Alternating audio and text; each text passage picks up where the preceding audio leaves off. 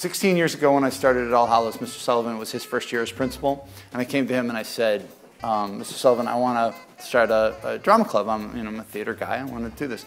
And he looked at me like it was something strange or funny, and basically said, if anybody comes out for it, that's great.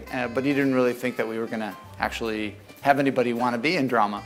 And that year we had a really strong group of guys in the first semester, and I decided we were going to do a full production in the spring semester, and we did King Henry V. And we've been doing shows ever since. I think that this will be my 25th show at All Hallows that I've directed.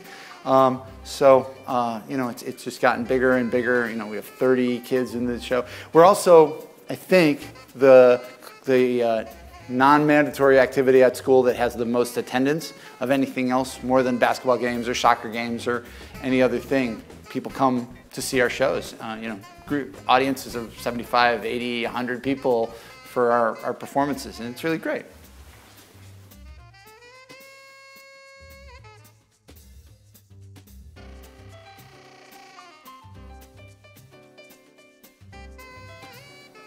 There has been an All Hallows Players at All Hallows since its founding. You can look in Mr. Krebs' office at some great old pictures of them doing plays back in the 20s. They used to rent out a ballroom in Midtown where they would do their shows. We'd do full-scale operettas. That was, of course, when we had a band and stuff like that. Do big shows. When I arrived here 16 years ago, there hadn't been a play in years. And so that was our first year doing it. In the middle of my time here, I left for a couple years, and it was carried on by a couple people who were still here at that point. And so I'd say for the last 15, 16 years, we've had a consistent presence of the All Hallows Players here. And we always do a big Shakespeare play in the spring. And what's cool about that is I think we're the only inner city Catholic school that has that kind of tradition. A lot of the Catholic schools, of course, do big musicals.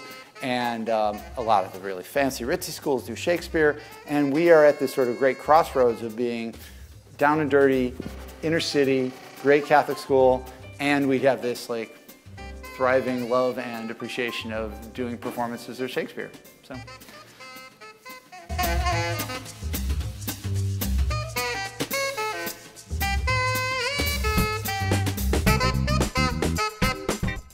I think the drama club in any school, in any college, in any institution is life.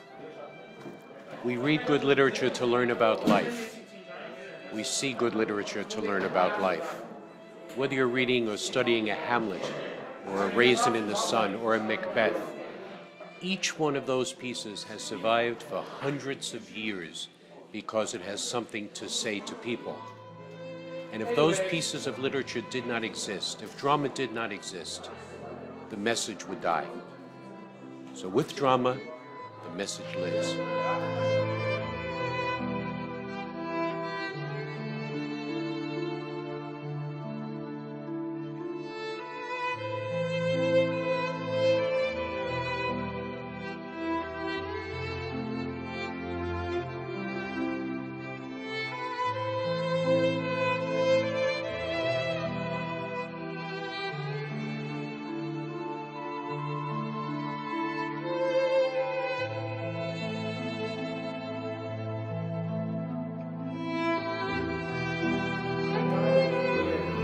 Spend our purpose and our intent to make this creature fruitful until a room conveys sterility.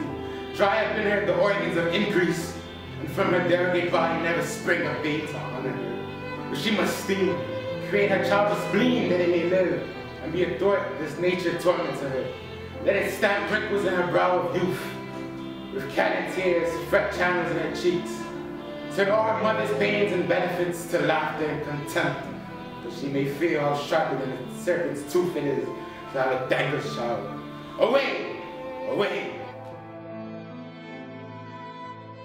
I think anybody can benefit from a drama club. I was listening to a teacher today who took his daughter to the theater downtown to see the play Rent, the musical Rent. This is an offshoot of an opera named La Boheme. There's a message, there's a powerful message. Unfortunately, there's sometimes a stigma associated with theater, that it's not for men, or it's not for inner city people. but nothing could be further from the truth. It speaks to the heart. So in any institution, a drama club, a drama society, a drama group, I think is vital because it passes on a message that we can't get anywhere else.